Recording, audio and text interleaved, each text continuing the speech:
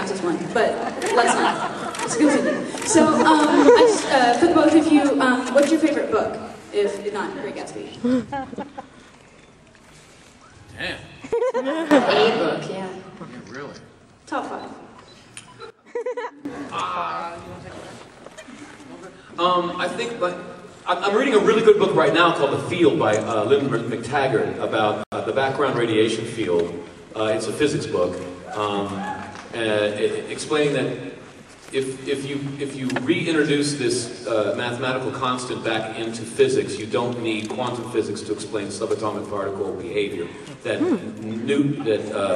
Einstein works on a subatomic level, and you don't need all the complex math. He's hot and he's smart. That being said, I think my favorite book is called A Purpose-Driven Universe by Bernard Heisch, who is an astrophysicist with University of Arizona, and he contends that there is a God, that the mathematical chances that the physics of the Big Bang would have turned out so that carbon could form, or that gravity was the specific strength it is relative to the other forces, or any number of 37 other things that were set up in the Big Bang that could have been different.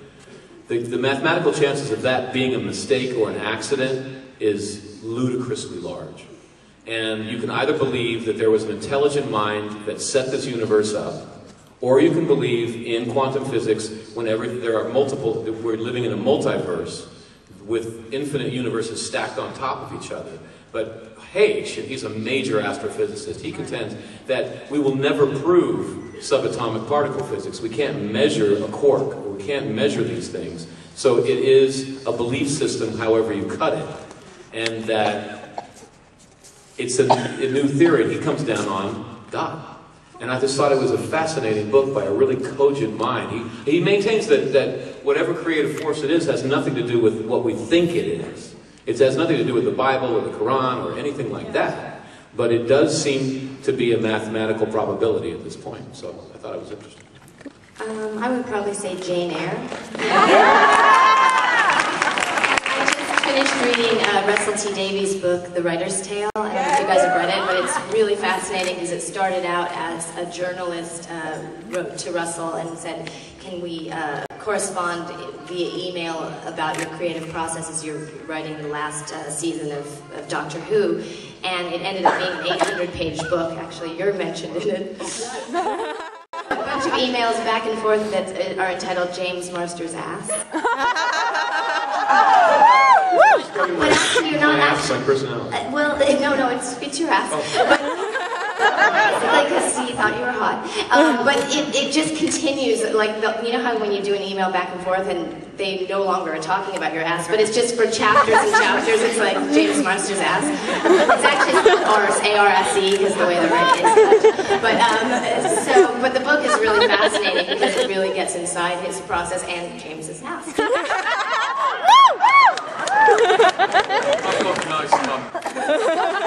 Just one more question for you, Juliet. I know you were in season 6, but if you had a song from Once More in Feeling, what would it be? Oh, I wanted to be in that. I don't know what song it would be. The problem with Drew is that she sort of sang on one note. It was in the merry-go-round. I forget which episode that was. Maybe one of you guys knows. But I know I was sort of singing on one note, so I don't know if that would have been the most musical. Philip Glass. Yeah. Thank you very much. Yeah. This is for James. How did you get involved with Torchwood? I was in London and I was doing a musical tour, and the tour manager would not come out to dinner with me because the new Who was on. And she said, if you want to have dinner, we'll have room service, and you come up and you watch Who with me. So I went, and we were having dinner, and Who comes on, and it's awesome. And I wasn't looking at the clock, and after 15 minutes, I thought it was over, because there was so much plot had already been given.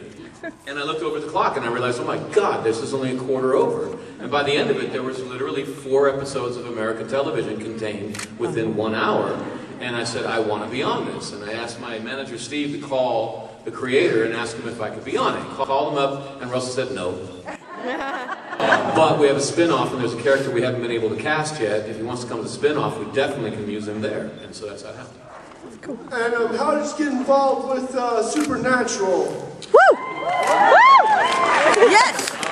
They just simply called me, man. They up and called me. I've kind of been waiting for that. It's like, well, you guys going to call me up? It's a great show.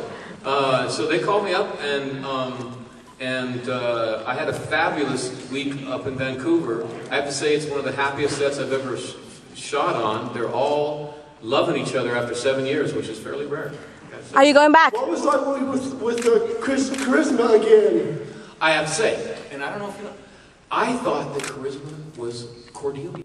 She was an unpleasant person. Because I never really shot with her. We were basically the same character, so there's no real reason for two people to say, Buffy, you're an idiot. So one of the most pleasant things and surprises about shooting that show was sitting down with Charisma and discovering that she is an absolute sweetheart. She is a delight. And I'm ashamed that I drank the Kool-Aid on that one.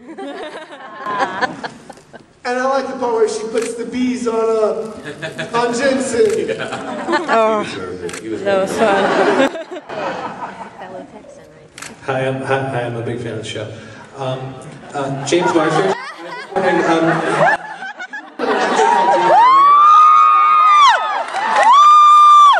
understand you thought he was the most handsome, sexy, talented man. Is that true?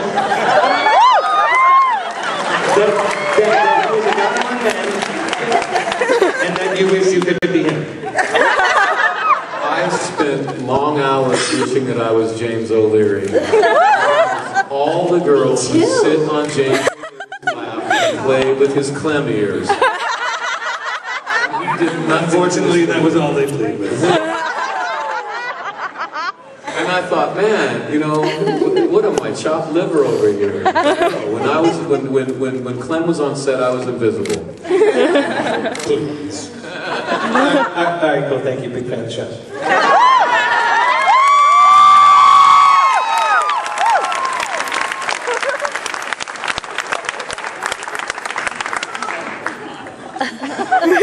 For the both of you, what was your favorite fight scene on the show with both your characters?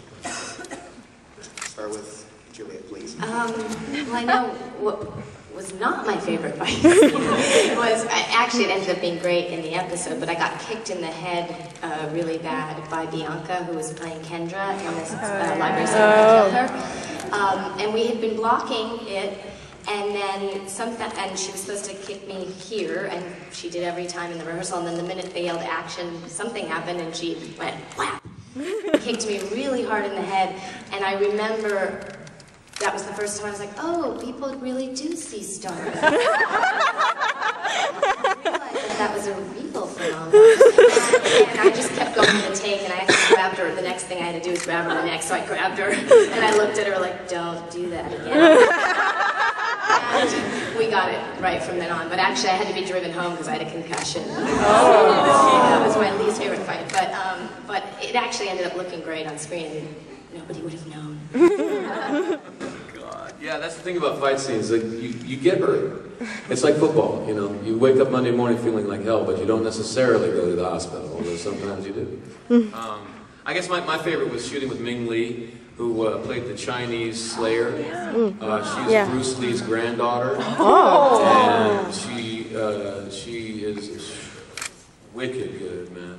Just so liquid, so good with a sword. She would just whip that sword out and place it inches from my nose every time. And unless I was off my mark, I was safe. But she was kind, humble, and just triple deadly. And I kind of fell in love a little bit. Your first Slayer that you killed was your favorite fight. So. Yeah, exactly.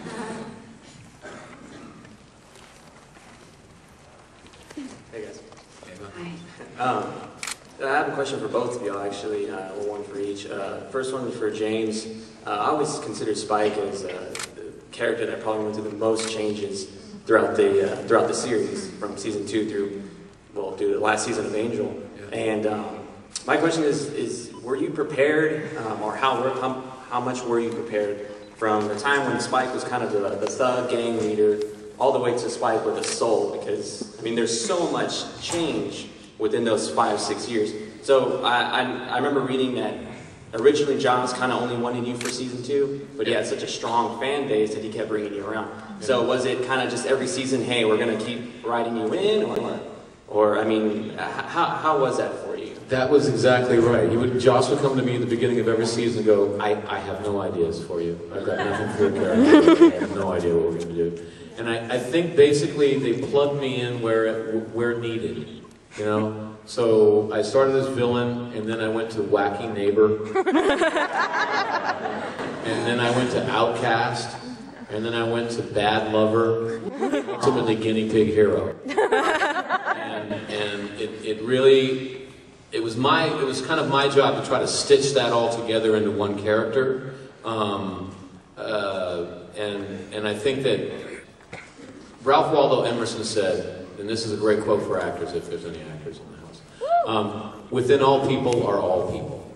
So that means that we do radically different things in different chapters of our lives. We show radically different sides of ourselves in different situations. And so that quote helped me a lot as I went through trying to play all that different stuff.